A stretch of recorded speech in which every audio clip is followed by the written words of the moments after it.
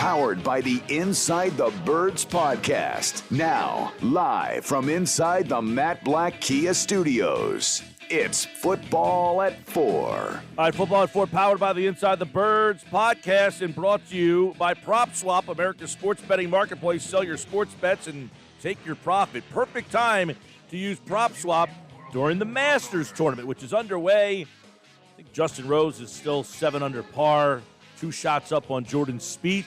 Right now, it's time for Football at 4. Now, Adam Kaplan was here Monday, so Geoff Mosher is hitting for him today, and he, like all guests, appears via the Boardwalk Honda hotline. Moshe doing it via telephone today. What's going on, Moshe?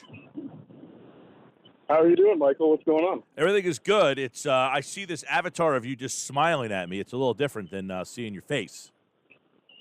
Well, at least I'm smiling. Yeah, Josh picked a picture of you actually smiling here. All right, for those of you out there, Football at 4, I want to get your take on some things on the field before we look at some draft stuff, and that's the signings from earlier in the week, which brings in Eric Wilson, number 1, to the linebacker position. You and I both know linebacker's a spot that you and I talk about a lot. We don't see how they're going to upgrade it, but they brought in a significant upgrade on Wednesday. Well, yes, it's a significant upgrade when you consider the fact that if they didn't have Eric Wilson, who would they be playing next to Alex Singleton in not only their nickel formations, but in their base formations as well? And, we have guys like T.J. Edwards, who's kind of a one-dimensional linebacker, downhill style. And then there's Davion Taylor, who's never even really gotten his feet wet as a rookie last year and has a lot of work to do. So, yes, it's an upgrade because it's a guy who, again, played in that Minnesota defense. So much like Anthony Harris, he brings not only a certain skill set, but also because he's a starting linebacker in the NFL. So the bar is pretty as far as an upgrade, but it is a good signing for them. Yeah, you're right. I mean, obviously, when you're dealing with the Eagles' linebacking core, which has been a real weakness, but, Eric Wilson's a guy who played 96% of the snaps. I mean, he's a guy who was productive. Tackles 122, 3 sacks, 3 interceptions. It's highly more productive than any other guy that Philadelphia, but you just brought it up. So is he productive because he's a good player? Is he productive because he was a good player on a bad team? Or is he productive because he got the opportunity and we don't know enough about him? Because he really only got a chance to play because Anthony Barr got hurt. Right, exactly. And it's kind of like an Anthony Harris signing, right? Anthony Harris was basically a special teamer and a backup while the Vikings relied heavily on Harrison Smith and Andrew Sandejo for quite a while when they were a pretty good defense. And then guys got hurt, guys moved on. Anthony Harris got some opportunities the last 2 years. 2 years ago, he happened to be at the right place at the right time a lot, had a lot of interceptions. Last year, he had a lot of tackles because they weren't a great defense. And he was safety. You never want to have your safety, among the top tacklers on your team unless he's a box safety, which Anthony Harris wasn't. So same thing with Eric Wilson. I mean, obviously Anthony Barr and Eric Kendricks are the 2 really talented linebackers on the Vikings. And this guy had an opportunity to play because of injuries. He did make the most. He does know the scheme.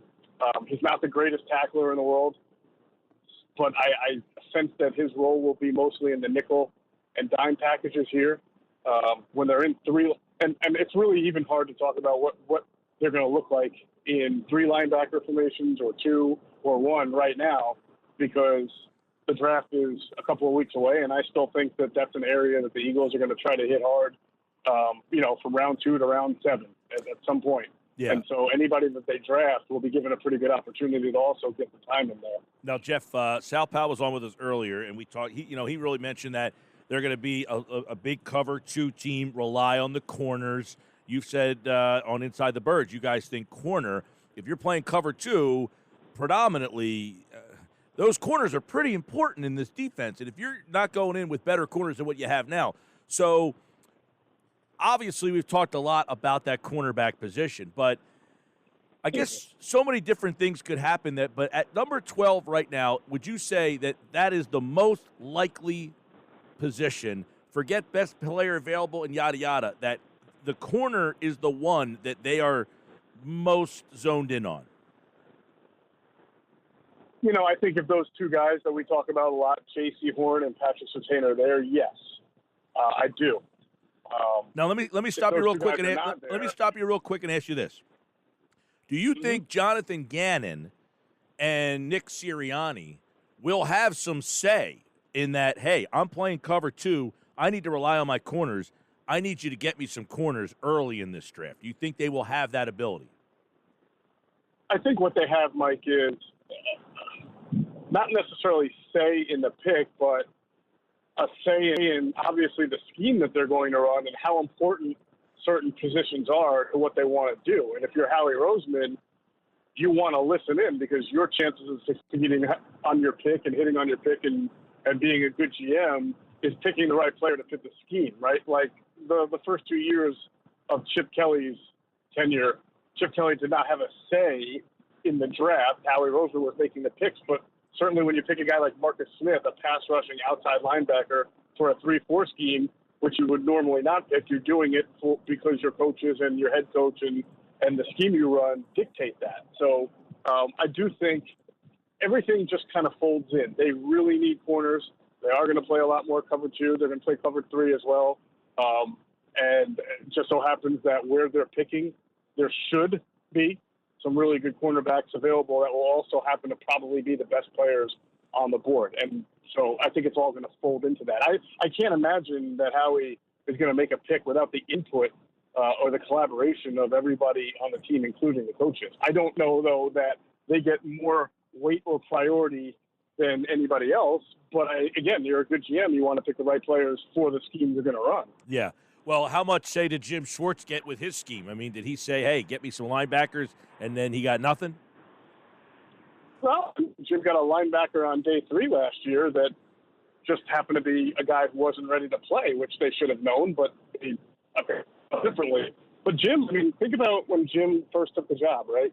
And you see parallels already. When Jim took the job, they got a couple of players from Buffalo that were familiar with his scheme. They got Leotis McKelvin to play corner, and they got Nigel Bradham to play linebacker, and then they would have lined up the next year trading for Ronald Darby, who would have also come over from Buffalo. And you're kind of seeing that now. I mean, you're getting Anthony Harris from Minnesota and Eric Wilson from Minnesota. So clearly Howie's making a concerted effort, not just to get like upgrades, but guys who are going to help Jonathan Gannon implement this scheme and let everybody understand what's going on the field. Geoff Mosher, Football at 4, powered by the Inside the Birds podcast, 20 days away from the NFL draft. We had a lot of good draft questions from our listeners yesterday for Andrew.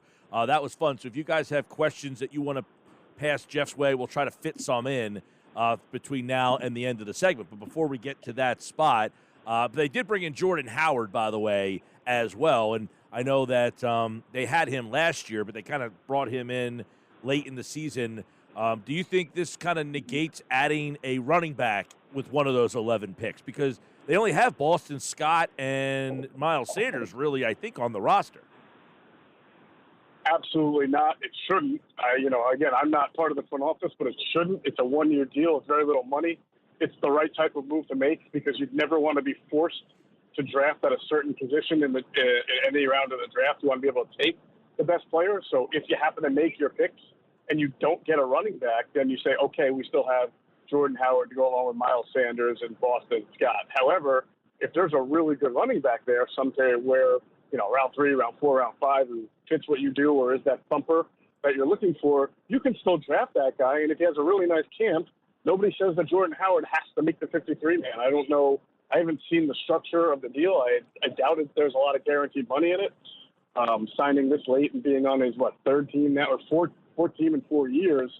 So it gives you that flexibility to have somebody right now, which is what free agency is all about, filling your holes, but then not reaching at any position in the draft. But if you do draft that guy right, and he's better, you can play that guy. You don't have to worry about feelings here or money or financial investment.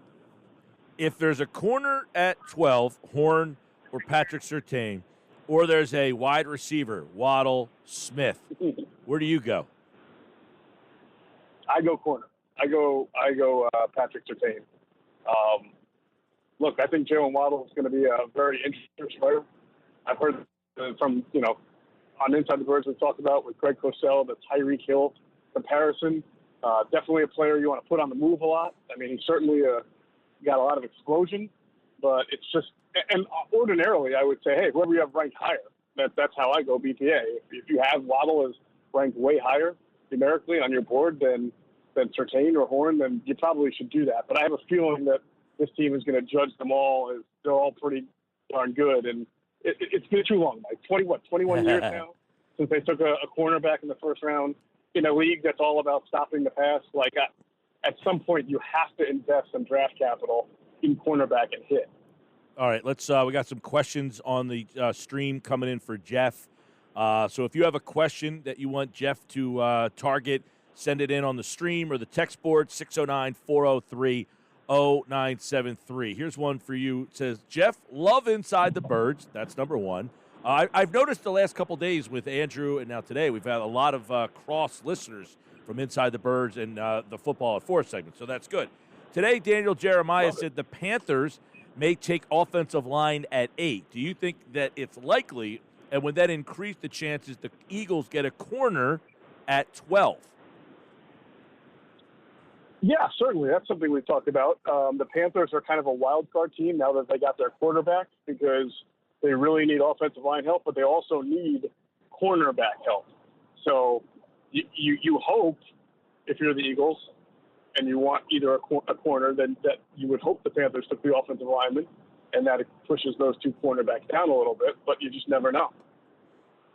All right, let's get another question for Geoff here.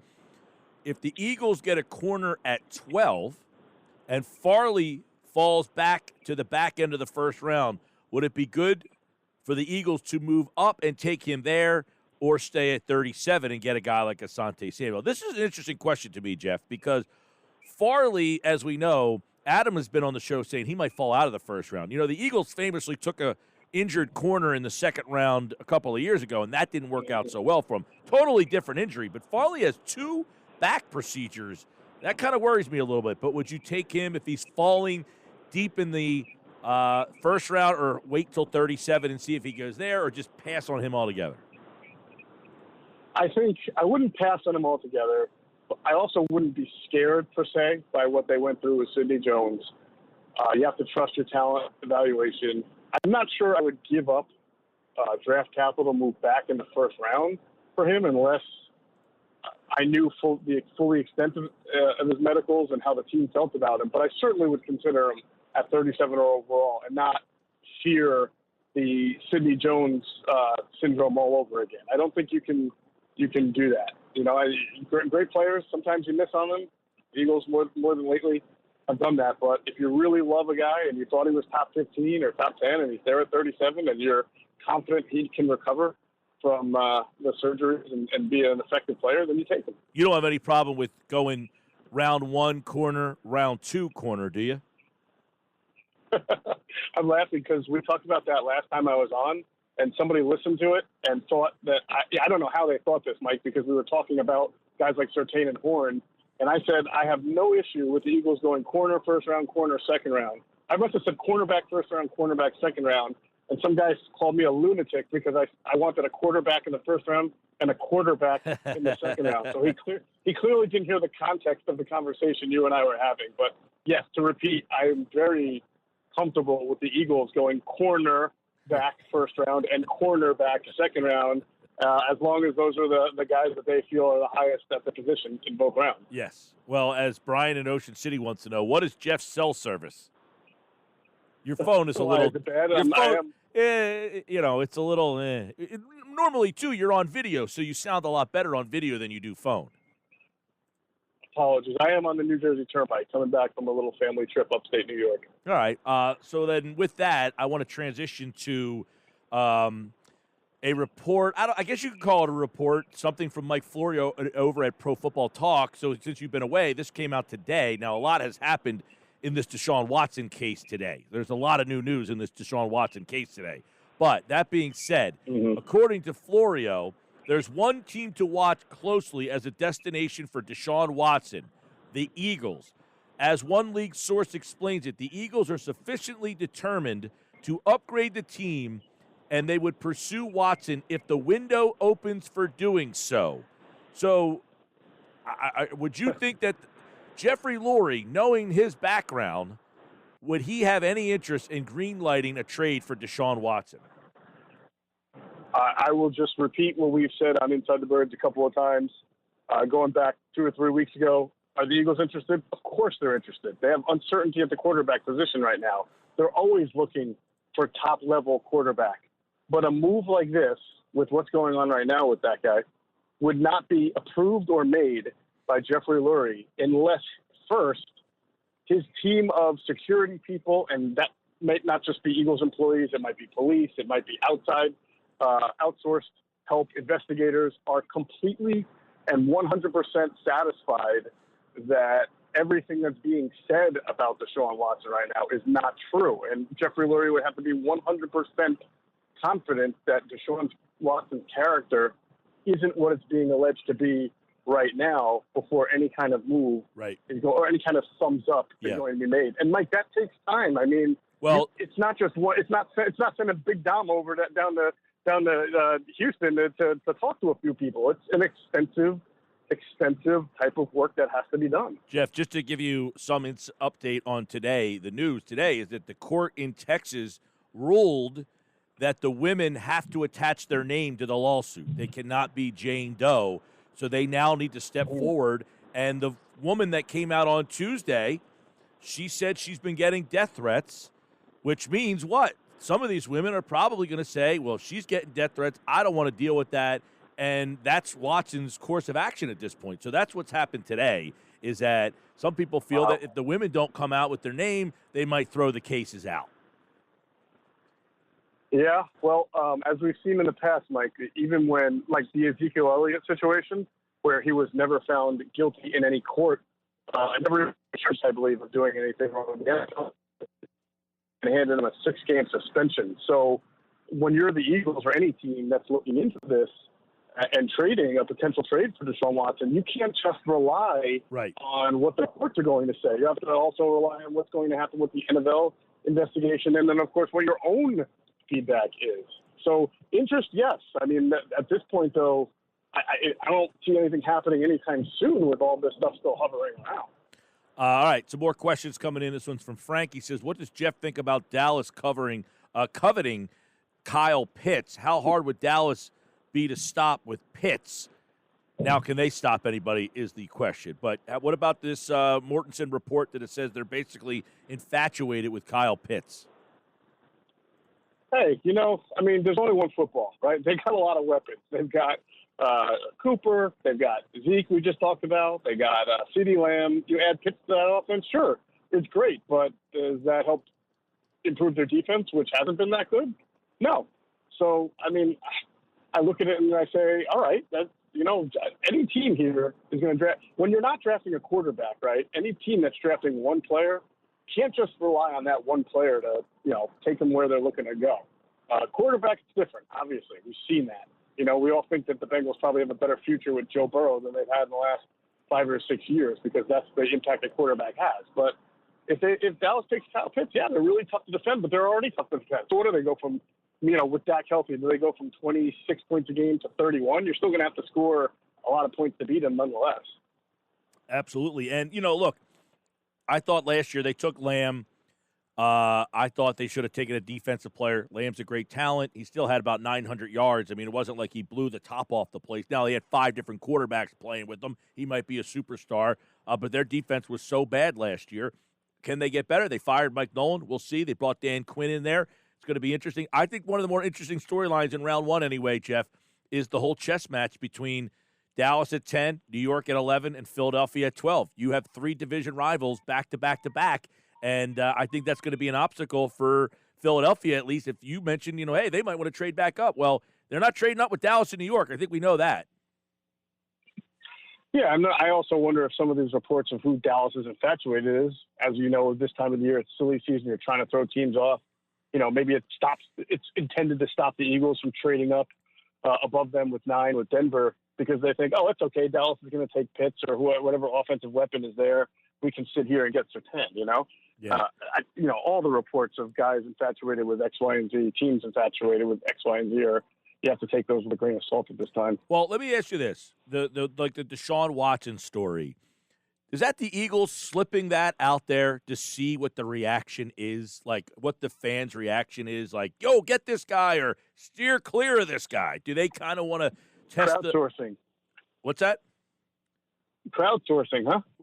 Right. I mean, if you're the Eagles, do you say, look, Mike Florio, hey, we would be interested in Watson if it was available. He puts it out there, and they check the reaction. Because let me tell you, the reaction's not good. That is true. I can imagine that it's not. But see, that's the thing. The reaction on a thing like this can change overnight, depending on what happens legally or just, Oh, I know. with I'm people just saying. getting in and then getting out. So I don't know. People thought Baltimore was doing that a couple of years ago with a certain player, and I forget who comes to mind, where they said they were going to sign him, and then they were kind of trying to gauge crowd reaction. It's been done before, but I don't know that it benefits the Eagles really to do this. All right. At this point. Well, obviously, that's a pretty controversial signing or trade if they were to make it. We'll see what happens with Watson, but that new news today certainly changes some things potentially for him. They could put him on the exempt list as well, which means he would be paid to not play. So a lot more can happen. Football at 4, of course, powered by the Inside the Birds podcast. The guys have a fresh podcast coming up for you on Monday morning at 6 a.m., and we are 20 days from the NFL draft. We have plenty of draft coverage. Geoff Mosher is back on Monday, and we'll have more Eagles, NFL, and draft news for you here on Football at 4. Jeff, enjoy the weekend, man. Appreciate it. You too. All right, Geoff Mosher, like all guests, appeared via the Boardwalk Honda hotline.